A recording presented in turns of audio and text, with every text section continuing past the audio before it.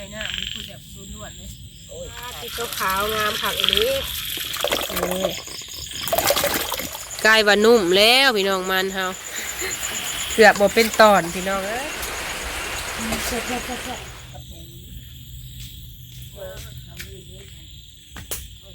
โอ้ติดโตพี่น้องบ้านนี้มาแล้วม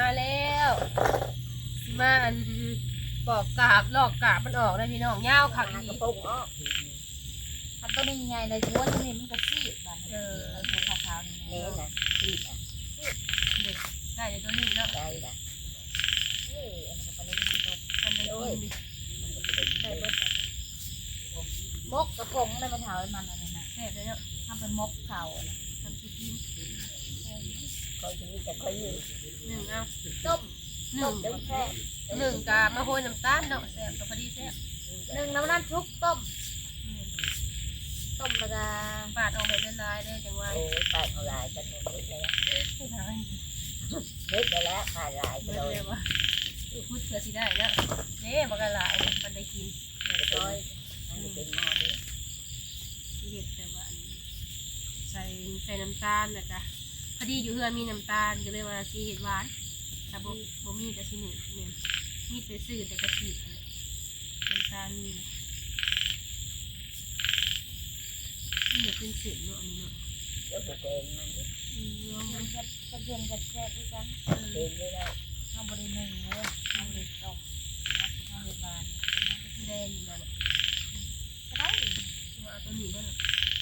เอาอะไรเอาตัวนี้ตัวนี้มันขาวกว่ามันขาวหูปุ้นมันเป็นน้ำมันสีแดงก็ของหัวผมเนาะโอ้ยสุดคนเนาะเป็นคุดเดียวคนได้พากันนั่งเบิ่งมือหูแล้วจุ่มน้ำมันแดงซูนน้อยหนึ่งกะฮักไปหาไว้อ่อนนะ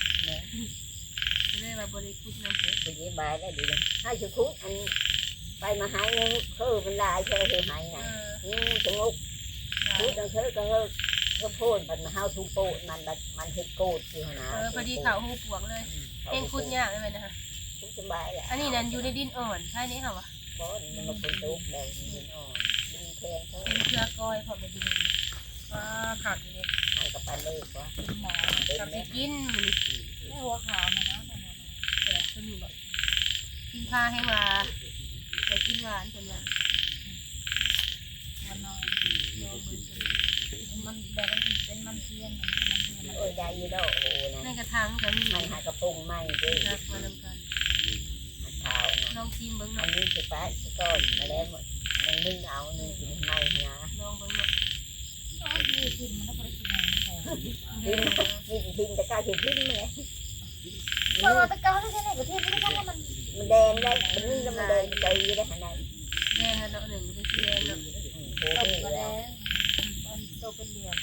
มะขามมันเป็นเหลี่ยมตัวนี้บ่นะเด็กมากหาตัวนู้นจ้ะ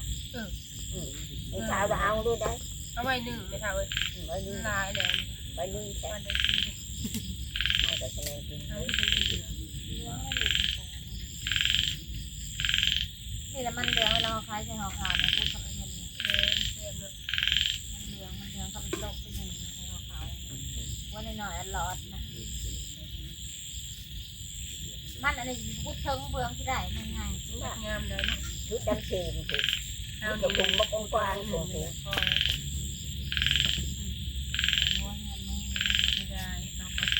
เอาเลยทางนี้จะได้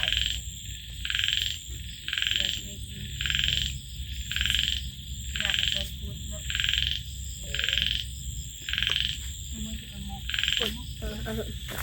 เบิ่งเท่ากันต้มเอาอะไรยิงผ่าเขาสียันมันได้ได้เนาะแบบนี้เขาสีทานล่างก่อนทานล่างก่อนเนาะจะทานเนาะล่างจะก่อนอะไรค่ะล่างก่อนแล้วเนาะก็ไปถ่าเอ้ยร้ายเติมเนาะเดี๋ยวสิมาเห็ดเบิ่งถ่าซีเบิ่งเนาะซีมือเขาจะเป็นอะไรหมักแบบบาจิบะหมักได้บ่อย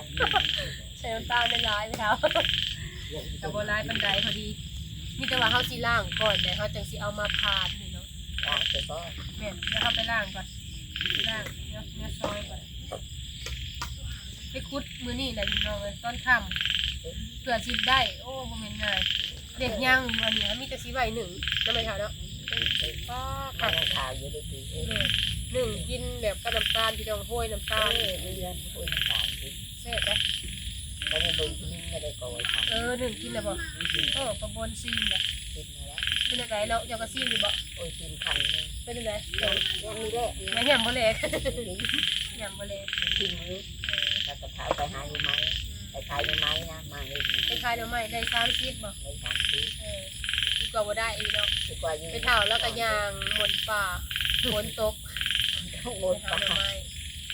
เดี๋ยวเฮาไปล้างก่อนบัดนี้แล้วจังสิเอามาซอย ไปล้างจะก็มีโซ่ เอาสิมาล่างมันเด้อพี่น้องเด้อบัดนี้ให้น้องกัญญาจับกล้องพี่น้องไปเก่งกันไปเวียกเพิ่นนะติดตัวขาวงามผักอันนี้ไอ้ตาเพิ่นให้มาล่างน้ำสะอาดเพิ่นงามเสียงเขียดกับธรรมชาติค่ะอยากว่าพี่คะอยากกินข้าวล่างให้มันสะอาดก่อนเขาใจสิไปผ่านข้าวสิต้มเห็ดหวานไม่เผาแล้วก็อย่างมะลิสีเห็ดไห่ซีมน้ำกันมันก็สิเป็นยังไงไม่เผาแล้วว่าแซ่บพี่น้องเราตีเคยกินตั้งแต่ส่วงยังน้อยๆจำรสชาติบ่ได้นะไม่เผาเราไปคุดแล้วก็แกงใส่หน่อไม้จำได้แต่ว่ามันก็โอเคด้วยรสชาติแซ่บดีส่วนยังน้อยเนาะเห็นยังกระยาเลยเนาะหัวน่ะขาวงามผักเลยมันธรรมชาติย่างน้ำก่อนไหมคะย่างเลยเอาจากสิบพานแบบนี้เสียงเขียดอยู่ในก้อนออกมา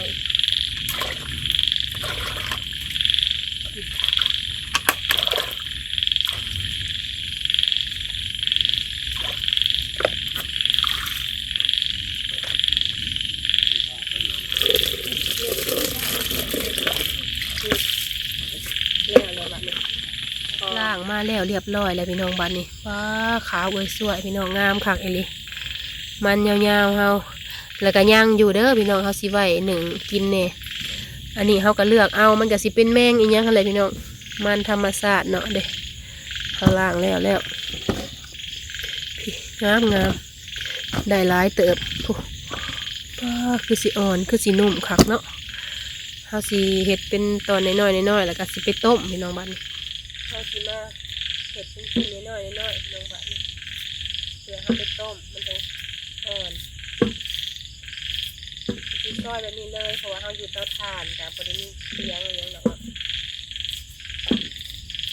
เห็ดเป็นตอนตามที่เขาหมักเพื่อเขาไปต้มกับพอดีอ่อนใหญ่เต็ม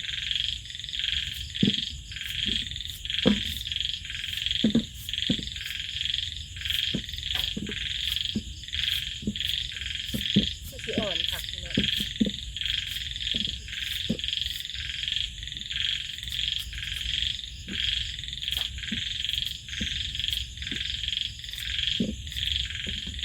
พูดจะสีได้นะเขาก็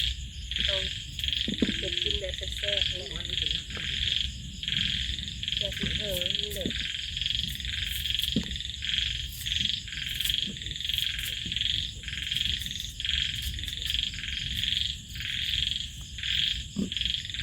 เยียงไทยค่ะทำบริหารโฟมมามีโฟมมันเหลวไปแล้วไปเลย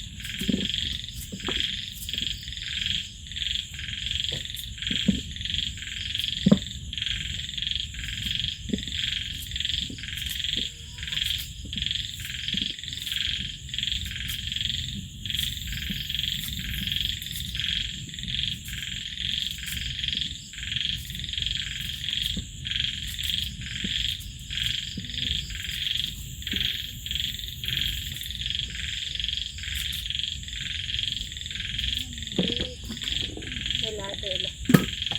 เอาอีกก่อน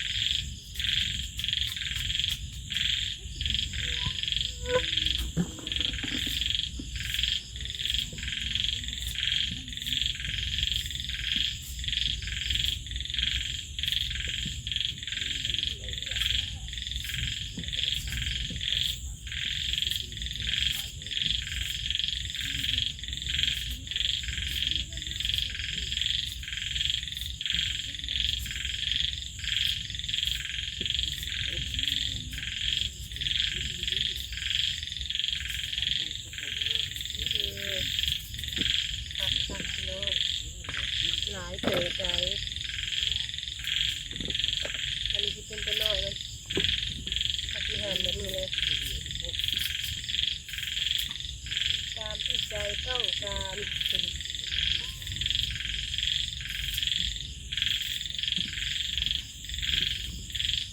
หลายกินพาหลายผักเลยถ้าอีกหัวหนึ่งพอเนี่ยแล้วหนึ่งอัน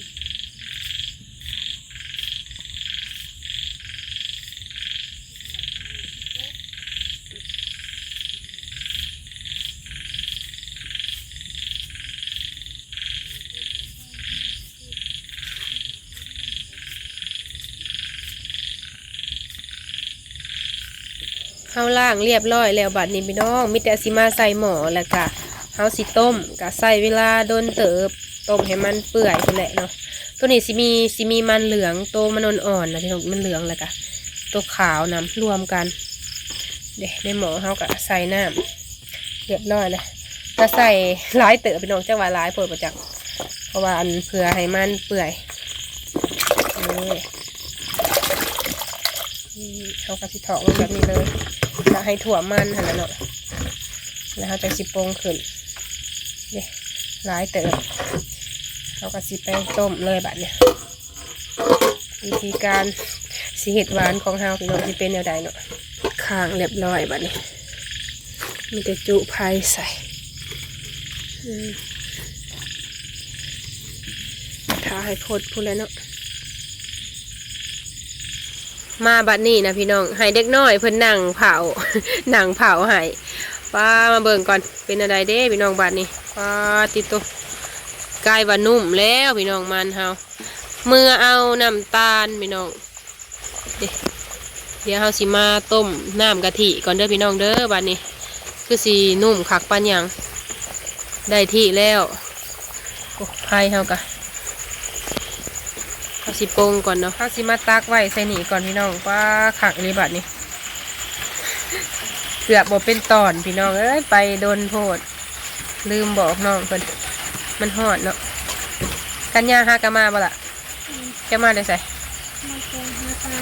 มาแต่หาปลาพอดีแหละซ้ำนี้เนาะพอดีแซ่บมันจังนุ่มป้าขักเลยพี่น้องฝนตกลินได้อยู่บ่แลปลานะยังบ่ได้ไปยางมาพี่น้องเดี๋ยวเราสิมาต้มอันน้ำตาลใส่กะทิแล้วเราจะสิตักใส่ถ้วยเด้อสีสันเป็นอะไรพี่น้องผ่านอยู่บ่ น่ากะเห็ดเถื่อแรกเขาเคยเห็ดแล้วก็แต่เก่าก็ไม่ตู้เพิ่นเห็ดกินอยู่พี่น้องแต่ยังน้อยๆก็จำได้เลยก็เห็ดไปตามที่เขาเห็นนี่แหละรสชาติก็เอาแต่เขาหมักกันนะพี่น้อง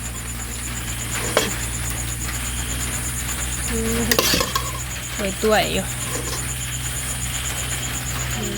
ไปซื้อกะทิมาพี่น้องกะทิเขาใส่กะทิประมาณนี้แหละกะทิแล้วก็น้ำตาลนะเอามาแต่เฮือนพี่น้องเด็กน้ำตาลกะทิใส่น้ำตาลทรายตัวนี้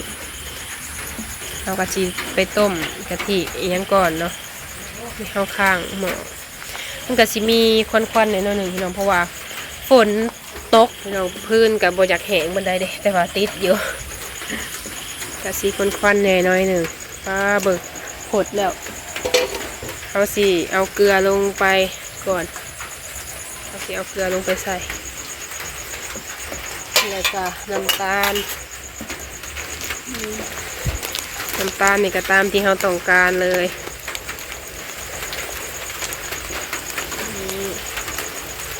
เพราะว่าหวานเขาหลายนี่เนาะ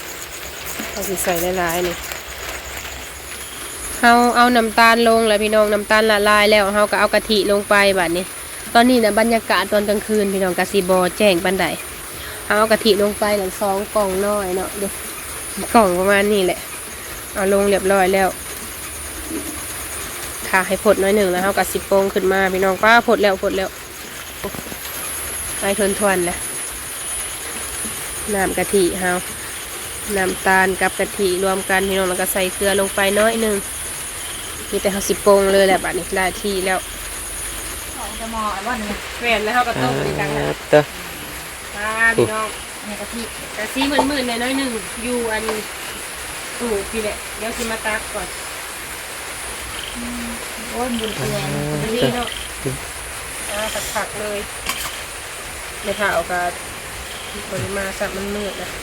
เรามาพ่อต้นอัน ก็มีงานกับ เมื่อเนี่ยตัวแรกบอกให้ขายให้ทางเตือนที่ลงมาเป็นยังไง แนวก็อันก็เขาซื้อของ ของเพิ่นแม่เพิ่นให้ได้มันจะลองชิมลงมาเป็นยังไงครั้งแรกเดี๋ยวพี่น้องที่เห็ดนี่นะที่บ้านจะได้ถ้วยหน่อย เสร็จ ลองสดลงก่อนนี่ก่อนมีย่างอยู่แต่ว่าเห็ดแบบว่าลองแบบที่สุดเดี๋ยวเราไปดูผ้าก่อน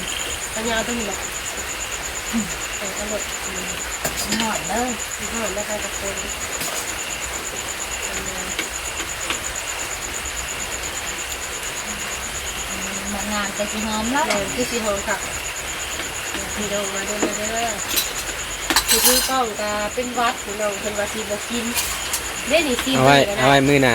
บริวารตัวนี้ยังบริใส่ยัง ยันสู่เวียกมื้ออื่นบ่ได้เอาไว้มื้อหน้า ตัดผม เขาก็เป็นคุณเช้า เป็นวันแห่งกินแล้วมีสวาย หาเวลาไม่ได้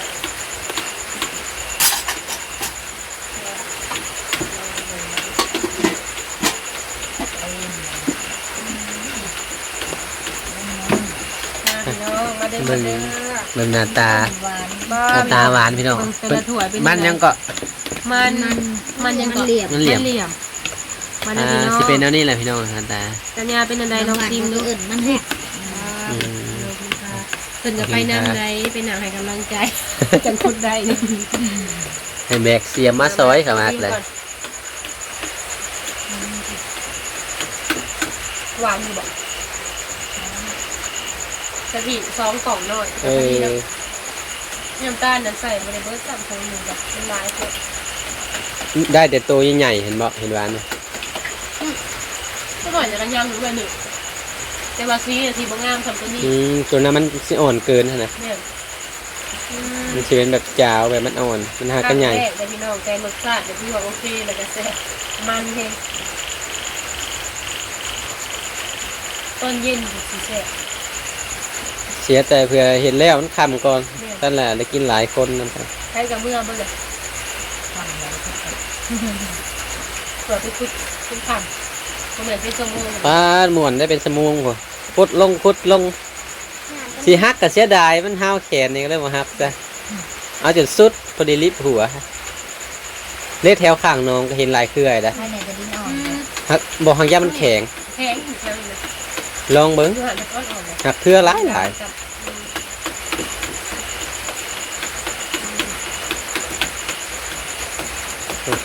แซ่บกันยา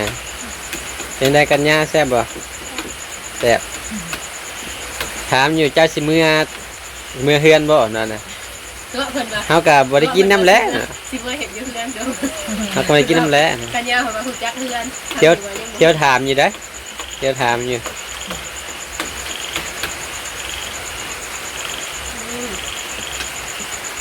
แซ่บ